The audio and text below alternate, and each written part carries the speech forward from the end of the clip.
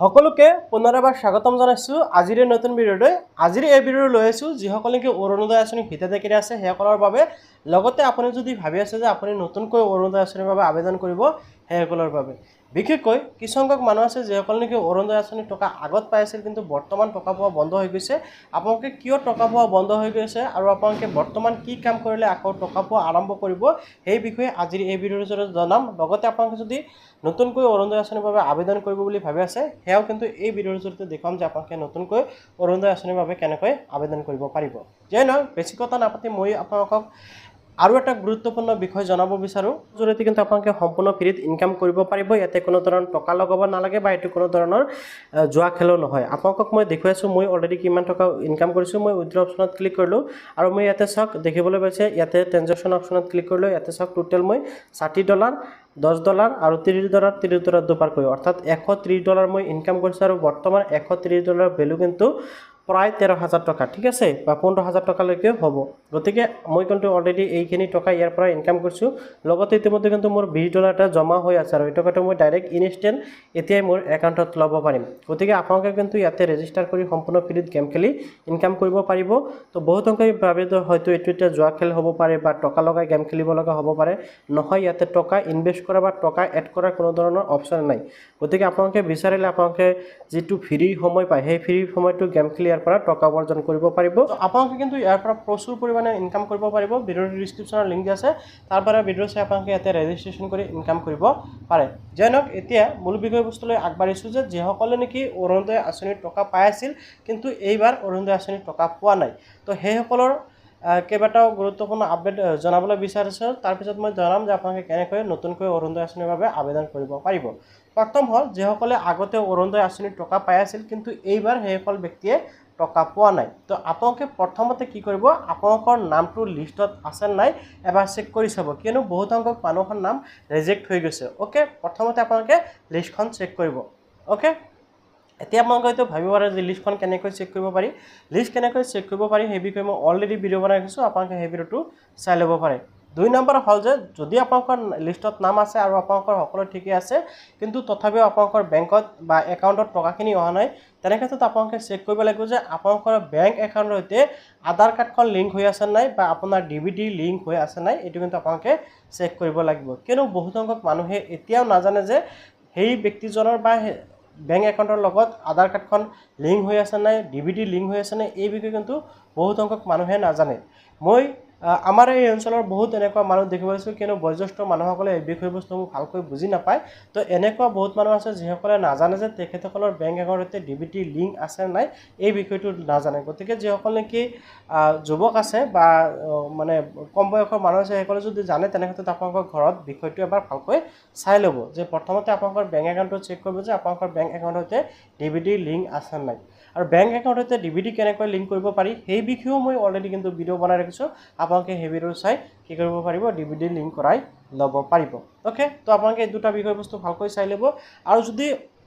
আপোনালোকৰ নামটো অলৰেডি কৰ্তন হৈ গৈছে তেনে ক্ষেত্ৰত আপোনালোকে কি কৰিব পাৰিব যে আপোনালোকে আপোনালোকৰ ব্লকত গৈ আপোনালোকে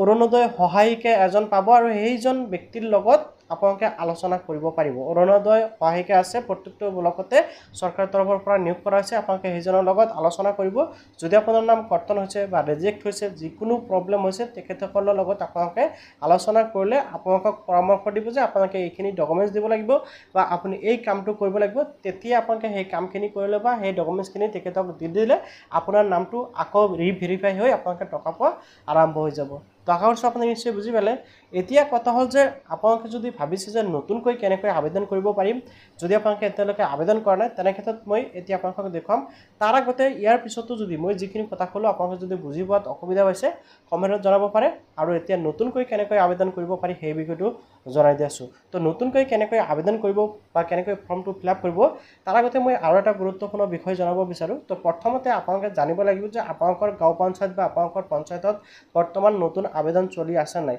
তো আপোনালোকে আপোনালোকৰ গাঁও পঞ্চায়ত যায় এবাৰ খবৰ ল'ব। যদি তেখেতসকলে কয় হয় নতুন ফৰ্ম জমা লৈ থকা হৈ আছে, তেনে ক্ষেত্ৰত আপোনালোকে ফৰ্মটো ফিল আপ কৰি জমা দিব পাৰিব। তো এতিয়া ফৰ্মটো কেনেকৈ ফিল আপ কৰিব আৰু কি কি নথিপত্ৰ লাগিব এতিয়া মই সকলো আপোনালোকক দেখুৱাই আছোঁ। ফ্ৰেণ্ডসকল, মই এতিয়া আপোনালোকক দেখুৱাই আছোঁ যে আপোনালোকে কেনেকৈ ষ্টেপ বাই ষ্টেপ ফৰ্মটো সঠিকভাৱে ফিল আপ কৰিব পাৰিব যদি আপোনালোকে ভুলকৈ ফিল আপ কৰে তেনে ক্ষেত্ৰত আপোনাৰ নামটো কৰ্তন হ'ব পাৰে ভেৰিফিকেশ্যনৰ সময়ত সেইবাবে আপোনালোকে ভিডিঅ'টো এতিয়াৰ পৰা ভালকৈ মনোযোগ সহকাৰে চাওক আৰু আপোনালোকে ধুনীয়াকৈ জানি লওক যে এই ফৰ্মখন আপোনালোকে কেনেকৈ সঠিক আৰু শুদ্ধভাৱে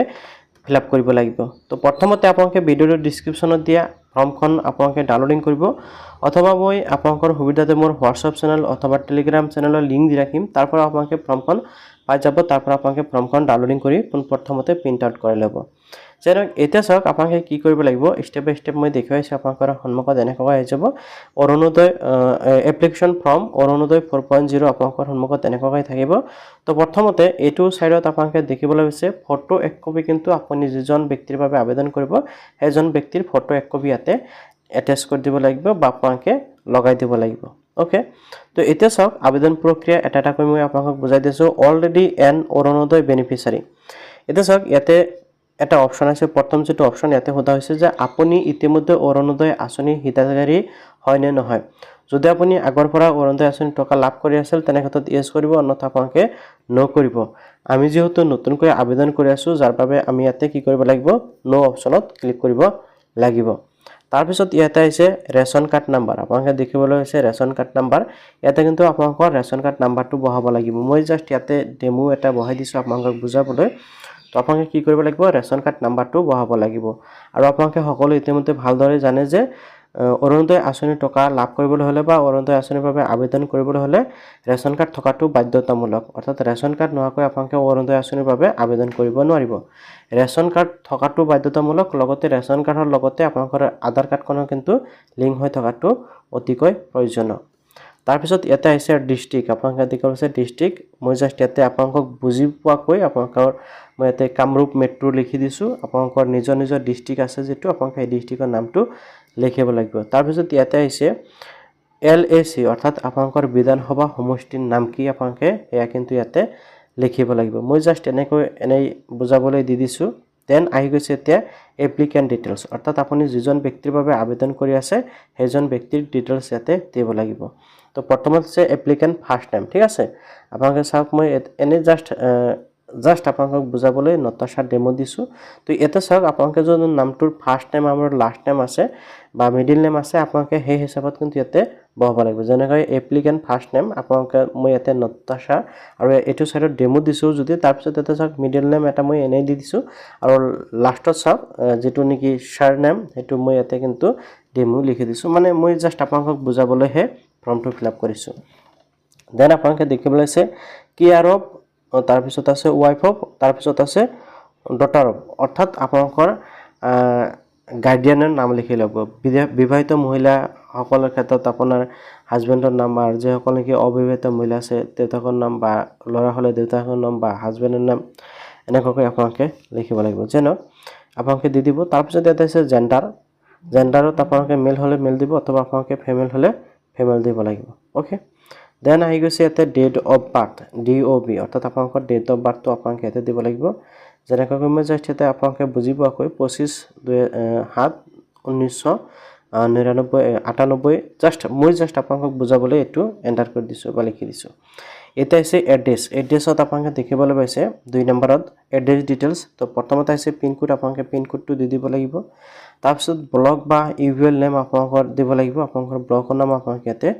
দি দিব দেন ইয়াতে চাওক আপোনালোকৰ গাঁও পঞ্চায়ত বা BCDC বা আপোনালোকৰ ওয়াৰ্ড নাম্বাৰ নেম আপোনালোকৰ যেটো হয় হেতু কিন্তু আপোনালোকে এই বাকচত বহাব লাগিব তাৰপিছত তলত আপোনালোকে আপোনালোকৰ মোবাইল নাম্বাৰ আৰু ইমেইল দেখিবলৈ পাব এনেকৈ আহি গৈছে দেন আপোনালোকে নেক্সট পেজলৈ যাব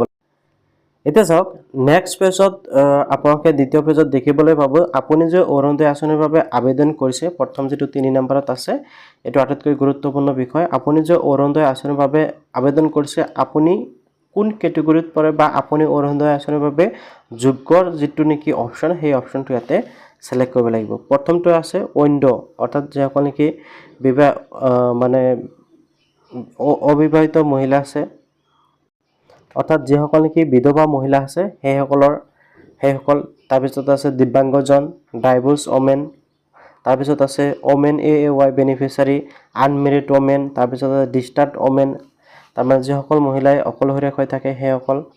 এনেকৈ আছে বা যদি আপোনালোকে দুখীয়া পৰিয়ালৰ পৰা বিলং কৰে যিসকল পৰিয়ালে নেকি বছৰত 2 লাখতকৈ টকা ইনকাম কৰে কম ইনকাম কৰে সেই পৰিয়ালৰ বাবে এই অপচনটো যেনক আপোনালোকে এনেকৈ আপোনালোকৰ যেটো অপচন হয় এটো দিব লাগিব দেন আহি গৈছে 4 নম্বৰত bank account details of the applicant অৰ্থাৎ এপ্লিকেন্ট জনৰ বেংক ডিটেইলছ দিব লাগিব তো প্ৰথমতে একাউণ্ট নাম্বাৰ আপোনালোকে দিব লাগিব যিজন ব্যক্তিৰ বাবে আবেদন কৰিছে সেইজন ব্যক্তিৰ ডিটেইলছ দিলে ভাল হ'ব তাৰপিছত এটা আছে বেংক নেম আপোনালোকৰ যেটো বেংক আছে বা যেটো বেংকৰ একাউণ্ট দি আছে সেই বেংকৰ নামটো আপোনালোকে দিব লাগিব দেন আপোনালোকে দেখিবলৈ হৈছে বেংকৰ ব্ৰাঞ্চৰ নাম আপোনালোকে ইয়াতে দিব লাগিব ওকে দেন আপোনালোকে দেখিবলৈ হৈছে আইএফএসচি কোড আপোনালোকৰ বেংকৰ আইএফএসচি কোড আপোনালোকে ইয়াতে দিব আৰু আপোনালোকৰ বেংকৰ পাসবুক আছে নাই হেয়া কিন্তু আপোনালোকে ইয়াতে দিব লাগিব যদি আছে এস কৰিব অন্যথা নো কৰিব আপোনালোকে পাসবুক কিন্তু ফটো ষ্টেট কৰি লগত কাটি দিব তেতে সক আপোনালোকে দেখিছে কনসেন্ট ডিক্লাৰেচন সেলফ ডিক্লাৰেচন আপোনালোকে দেখিবলৈ হৈছে তো কনসেন্ট সেলফ ডিক্লাৰেচনত আপোনালোকে প্ৰথমতে দেখিবলৈ আছে মাই আধাৰ নাম্বাৰ অৰ্থাৎ আপোনালোকৰ আধাৰ কাৰ্ডৰ নাম্বাৰটো কিন্তু ইয়াতে দিব লাগিব অৰ্থাৎ আধাৰ কাৰ্ড থকাটো প্ৰয়োজন তাৰ পিছত ইয়াতে আছে মাই ইপিক নাম্বাৰ আপোনালোকে দেখিবলৈ পাইছে আপোনালোকে ইয়াতে দিব লাগিব আপোনালোকৰ ভোটাৰ আইডি কাৰ্ডৰ নাম্বাৰ বা আপোনালোকৰ ইপিক নাম্বাৰটো দিব লাগিব মই জাস্ট ইয়াতে ডেমো হিচাপে মই জাস্ট এনে আপোনালোকক বুজি পোৱাকৈ ডেমো হিচাপে মই ইয়াতে এন্টাৰ কৰি দি দিছো তাৰ পিছত আছে সেলফ ডিক্লাৰেচন সাইন ইট ওকে তো আপোনালোকে ইয়াতে ইয়েস কৰিব আৰু আপোনালোকে এনেকৈ দেখিব লাগিব আৰু তলত আহি আপোনালোকে দেখিব আছে থাম impression signature of the applicant আপোনালোকে সই কৰিব পাৰিলে হেজনক সই কৰিব দিব অথবা আপোনালোকে যিজনৰ বাবে আবেদন কৰিছে হেজনৰ কি কৰিব লাগিব আপোনালোকে থাম্বটো লৈ লব তাৰ পিছত এই ডকুমেন্টসমূহ আপোনালোকে যিকেটা ডকুমেন্টৰ কথা ইয়াতে উল্লেখ কৰা হৈছে আপোনালোকে এই ডকুমেন্টছ কেটা লগত লৈ আপোনালোকে ফৰ্মখন জমা দিব লাগিব এতিয়া ফৰ্মখন ক'ত জমা দিব হেতু কিন্তু আপোনালোকে জোৰ পৰা ফৰ্ম সংগ্ৰহ কৰিব তাতে আপোনালোকে জমা দিব লাগিব যেনেকৈ আপোনালোকে আপোনালোকৰ গাঁও পঞ্চায়ত বা আপোনালোকৰ বিচিডিসি বা আপোনালোকৰ ব্লকত আপোনালোকে ফৰ্মখন জমা দিব পাৰিব ওকে তো আশা কৰিছো আপুনি নিশ্চয় বুজি পালে